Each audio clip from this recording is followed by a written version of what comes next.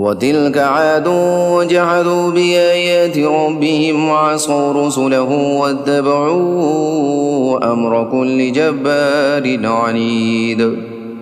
یہ تھے عاد کے لوگ جنہوں نے اپنے پروردگار کی نشانیوں کا انکار کیا اور اس کے پیغمبروں کی نافرمانی کی، اور ہر ایسے شخص کا حکم مانا جو پرلے درجے کا جابر اور حق کا پکا دشمن تھا۔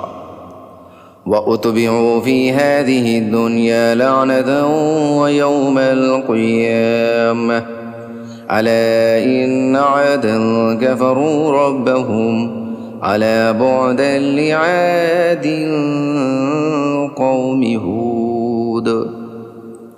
اور اس کا نتیجہ یہ ہوا کہ اس دنیا میں بھی پھٹکار ان کے پیچھے لگا دی گئی اور قیامت کے دن بھی۔ یاد رکھو کہ قوم عاد نے اپنے رب کے ساتھ کفر کا معاملہ کیا تھا۔ یاد رکھو کہ بربادی عاد ہی کی ہوئی جو ہود کی قوم تھی۔